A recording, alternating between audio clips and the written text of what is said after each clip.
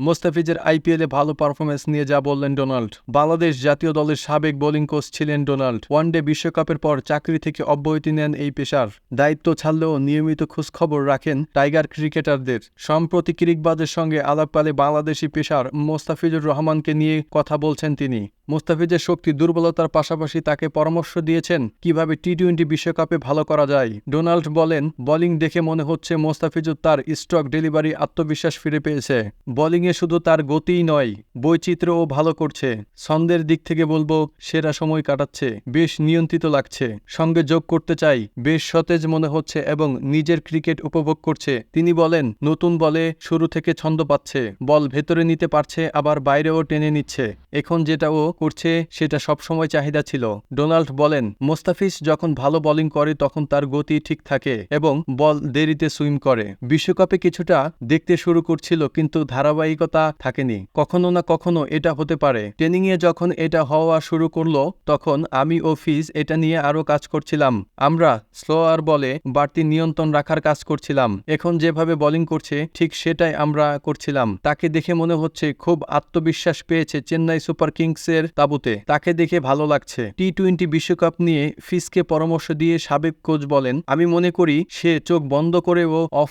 Pace delivery করতে পারবে। এভাবেই সে নিজেকে তৈরি করছে। সামনের যুক্তরাষ্ট্র ও ওয়েস্ট ইন্ডিজ বিশ্বকাপের জন্য তাকে মনে করিয়ে দেওয়া উচিত। ওখানে পেস কমিয়ে খুব বেশি সফলতা আসবে না, বরং পেস রেখে বলে লেট মুভমেন্ট করিয়ে তার বোলিং করতে হবে। শুধু ভাবনায় যদি কাটার স্লোয়ার থাকে তাহলে কি বলতে চাচ্ছি বুঝতে পারছেন।